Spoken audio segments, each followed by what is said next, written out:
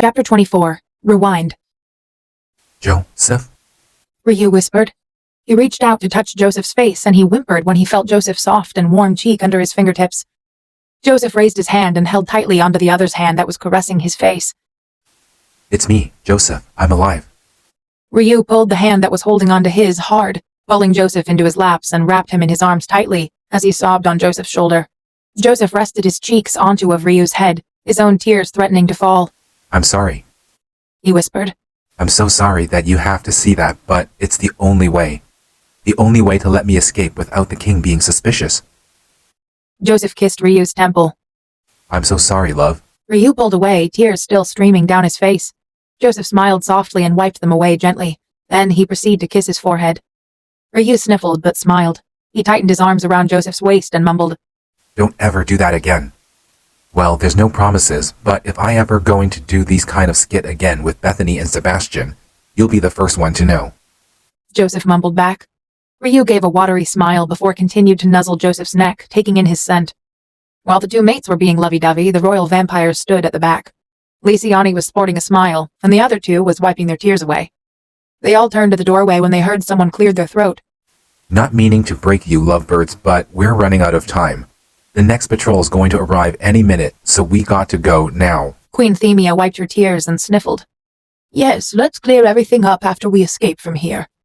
They all nodded and succeeded in sneaking out of the cell just as the guards walked past, not even realizing the occupant of the cell were gone. When they were finally out of the dark cell and under the moonlight, were they able to see who Joseph's companion was? Prince Harrison, Queen Themia said. Harry brought his hand up. Just Harry would be enough, Your Majesty. Only if you drop the majesty and call me Themia. We're family, after all. Harry smiled. As you wish, Themia. Queen Themia smiled back. Then Adriana piped up. Wait, what about Bethany and Sebastian? Where are they?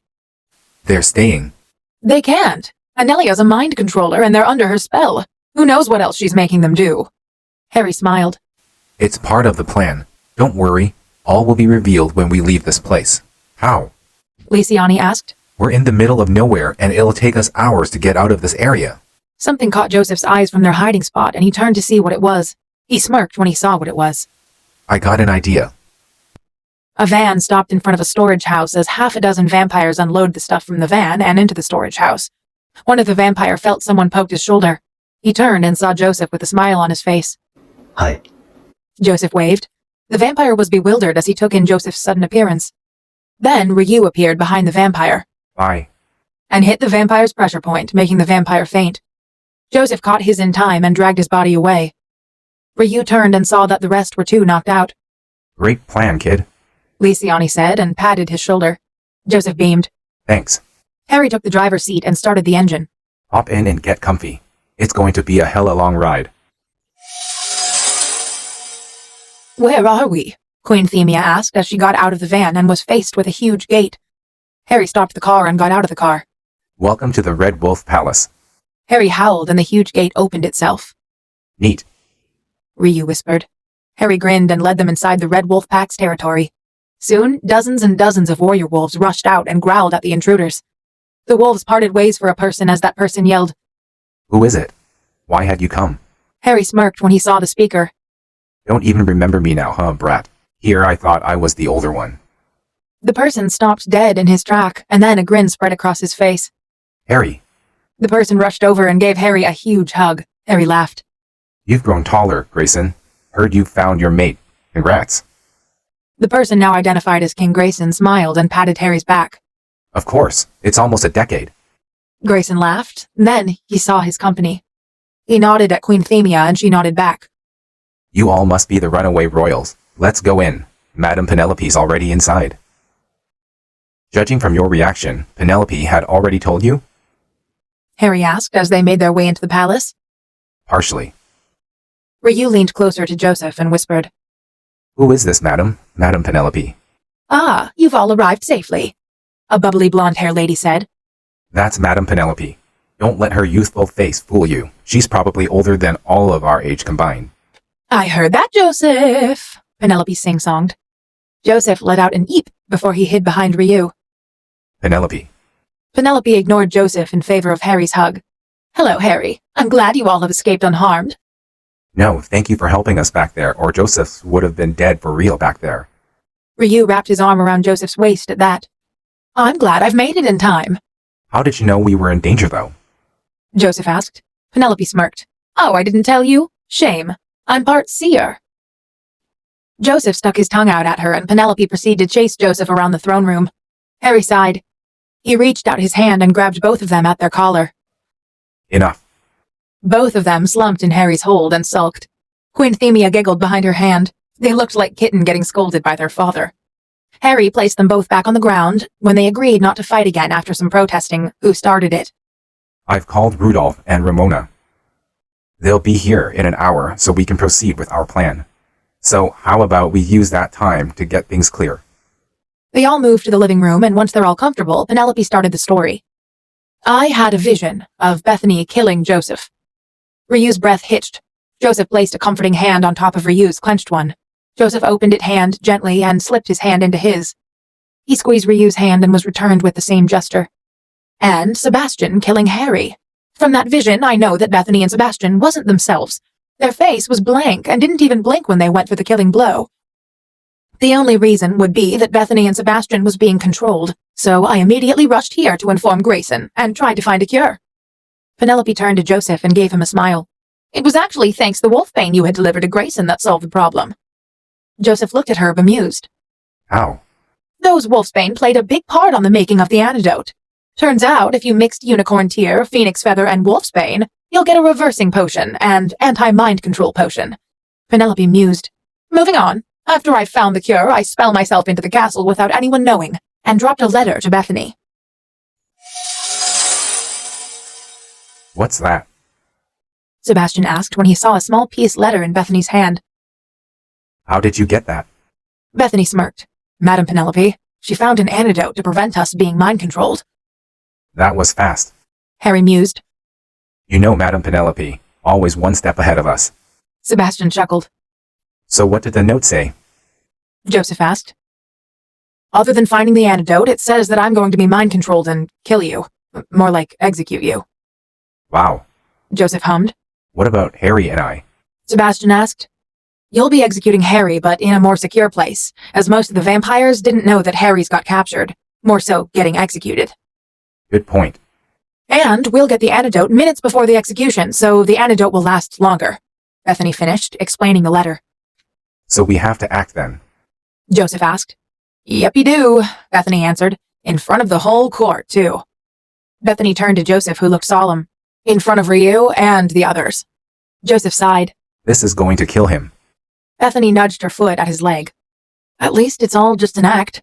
After that, you'll get him immediately with Harry and get everyone out of here. Joseph looked up at that. What about you and Sebastian? Bethany smiled at him sadly. Someone has to be the spy, and it can't be you this time since you're dead. Plus, we can't escape without the king getting suspicious. Our only option is staying. Sebastian piped up. Joseph sighed and nodded. What seemed like hours later, they heard the clinking of keys and the cell door opened. Get up, it's time. A guard said, and went to unlock the chains attached to the wall, but kept the cuff linking their hands together on. Another 4 guards came in and pulled them up to their feet harshly and dragged them out of the cell. There was another 2 guards waiting outside, and immediately Bethany knew one of them is Madame Penelope, with her ocean blue eyes and the blonde locks tucked into her uniform. Madame Penelope made a gesture with her hand, and Bethany got the message. Talk. So she did. Bethany started blabbering about anything that was on her mind, throwing some insult here and there. Sebastian got her message, and he too started blabbering. One of the guards gritted his teeth and snarled. Newbies, get these folk to shut up. Penelope and her companion nodded, and they each pulled out a somewhat damp cloth. They walked over and wrapped the cloth around their mouths. Penelope leaned in and whispered, Suck the liquid. It's the antidote. Penelope wrapped the cloth tightly around her mouth before walking away. Much better.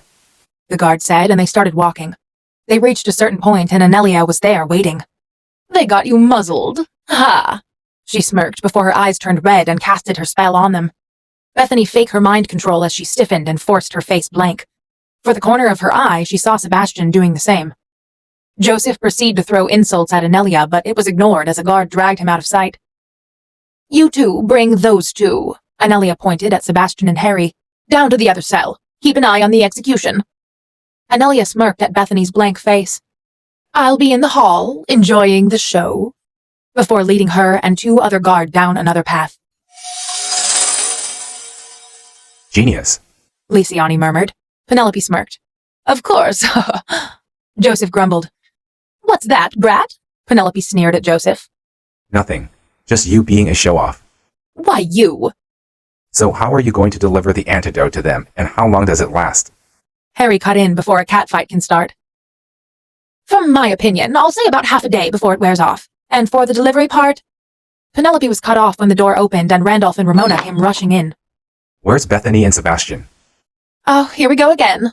Penelope sighed and repeated her story. Okay, so our mates are currently in the vampire's territory. Randolph started, rubbing the bridge of his nose. Yes. Pretending to be mind-controlled. Mm-hmm. He pointed at the vampires.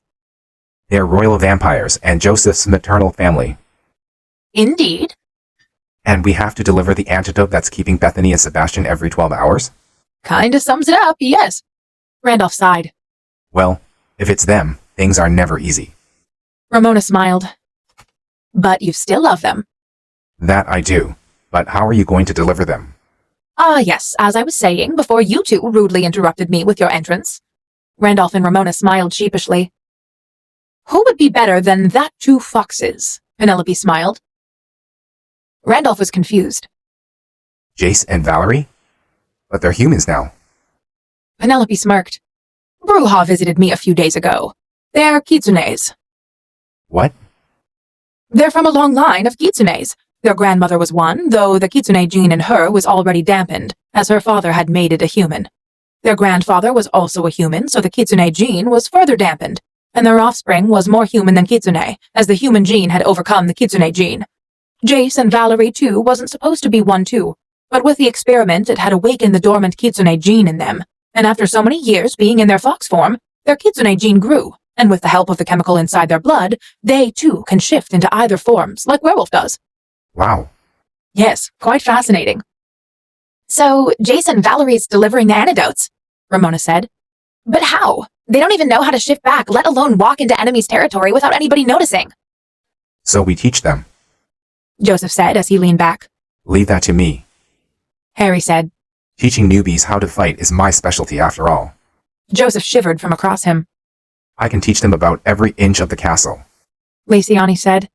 The castle's full of hidden doorways. It'll be easier for them to sneak around. Penelope clapped. Then it's settled then. Let's head to the Shadow Moon Pack then.